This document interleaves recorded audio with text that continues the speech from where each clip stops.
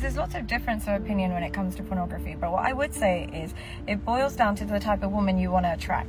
Now, if you want a traditional feminine woman, there is nothing more off-putting than a man who watches a lot of porn. The reason being is there's something so emasculating about sitting there and learning how to perform sexually by watching other men do it. You're essentially watching other men live the life or perform sexually in a way you wish you could, with the women you wish you could have. That's emasculating. That's embarrassing.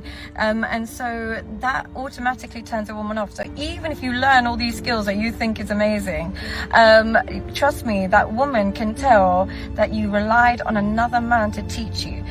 It's gay.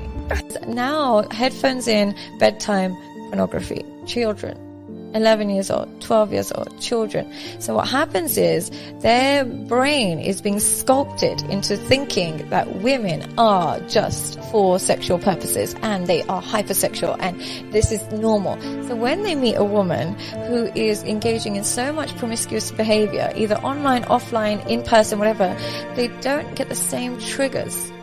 They don't think, whoa, she's probably not going to be loyal. They think this is how women come. They accept the unacceptable when it comes to relationships. So much in that you can unpack. But one thing that men do online, we want peace, we want peace, we want peace. Peace is created. It doesn't just happen. So these guys will be coming home late, liking girls' pictures online all day, talking to other people, this, that, and then be like, why aren't you my peace? But selection and behavior. They're not your peace because maybe she is somebody you chose badly, or you're indulging in behaviors that aren't conducive to peace. Peace is created. So they come on all these podcasts and like, men just want peace, men just want peace. But I'm going to do my thing and I'm going to go sleep around and I'm going to go to the club every night, but I just want to come home. But here's the thing, when you start dropping your standards and having this two kind of options, one that is wifey, one that is just short term, you blur the lines. When a woman is sleeping around with maybe guys that are in and out of prison or like treating her badly, hitting and stuff, when she just meets a guy who's still a bit shit but he's better than that, she thinks he's husband material. People have been hurt a lot in their life, either in their childhood or upbringing. What happens when they finally find love is they're overexcited. I see people who are over-posting. It makes me wonder, what pain did you go to get here? Why you're super excited about being in love, which is great. I mean, yes, as you should be. This level of kind of showing suggests that there was a lot of pain going into it. Now, people with problematic past tend to have problematic futures. So the people that post the most, you'll see that they end up breaking up.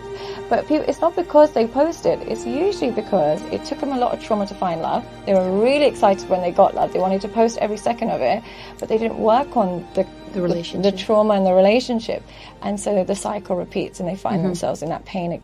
When you have a high body count, man or woman, you have to drop your standards in order to have a high body count. You have to choose a woman who's very promiscuous for her to be okay with one night stands. So what's happening is you're now getting used to women who are calling their boyfriend and saying, babe, I'll be home in 10 minutes while she's in your bed.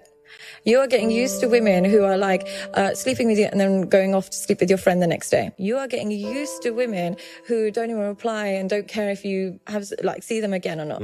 You are getting used to such low quality of women that when you meet a girl who's also low quality, but she's slightly above the usual promiscuous hoe that you're used to, you start glorifying her and thinking she's amazing because your comparison level has dropped so low. You're so used to such a low level of woman, you no longer have the skills and tools required to speak, to communicate or be with a wholesome, good woman that can maintain a marriage. You are now going to attract another broken person because your standards have dropped. People who have that trauma, they become hyper independent. And what happens is when somebody wants a lot of their time and energy, instead of seeing it as a form of love, they see it as a form of control. They always want space. So even if they're married, a part of them wants like a separate bedroom. Or when they start to get attached to somebody, as much as they want emotional intimacy, they want distance. What happens is they kind of intimacy, distance. And then sometimes you end up not cheating, but just opening doors to other women, not because you want to cheat, but you just want to create independence from your partner. You just want to create an emotional distance. And other things that they'll do is they point out flaws in their partner, not because there are flaws, but they're trying to emotionally detach. So their partner will, after being with somebody who's hyper independent, their partner's like, does he even love me? What I find, men who forgive cheating, because it's so emasculating for them, they find it so emasculating, they start to resent themselves. They start to be angry because they don't have the strength to leave. Usually what happens is they get so angry at themselves, they start thinking that they are less of a man. They start thinking if their friends knew, what would they think? And what happens is they have all this anger and resentment, and it comes out in the form of abuse towards the woman or towards them. So it will turn into controlling behavior. It will turn into insults. It will turn into, like could be physical. Men don't know how to process emotions, so they process it physically. Okay. And so through anger is really the deep root of anger is probably some form of depression. So it does something to them that's not good for them. For women, we have so much social support when we've been cheated on. We can talk to a friend who's been through the same thing. We can talk to a mom. Whereas a man starts to think, I'm not a man if she's done this. As women, don't we kind of like that standoffish cool guy? Do we really want? We do in dating, but not in love. Mm-hmm. And that's the thing. The things that modern dating has taught us about how to find a partner is counterproductive on how to maintain a marriage. Of course, we want that cool guy, but it's all fun and games until you've gone into labor and he's too cool to pick up the phone. Or we all want that cool girl, but it's all fun and games until you lost your job and now you are anxious to tell her because she might not show you any emotional support. So everything we're being taught in how to get a date is the exact opposite on how to maintain a marriage. And if we want to be serious, we have to pursue what leads to a long-term marriage rather than short-term satisfaction of temporary relationships.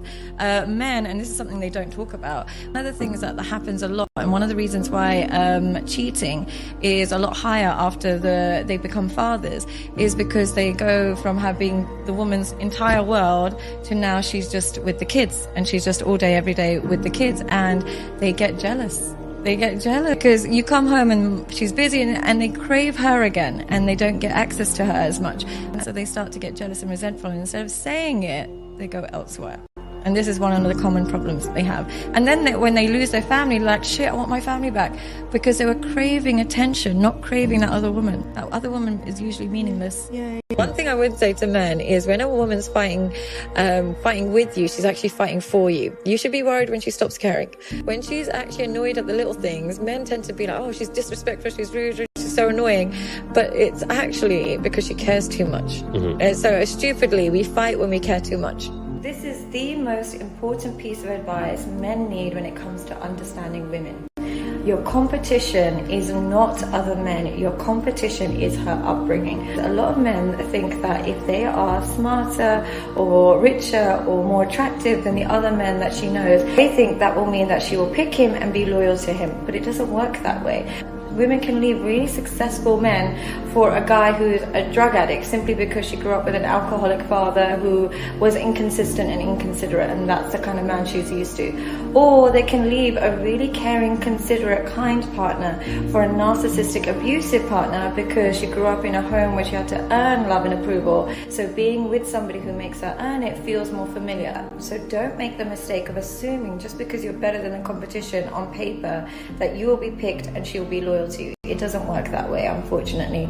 You have to pick somebody who has minimal or recovered from the trauma they've experienced. Personal experience working with clients, sexual drive has a very minimal influence on why men actually step out of their marriages and relationships. What I find in extramarital affairs, it tends to be very little to do with sex drive and far more to do with lack of appreciation.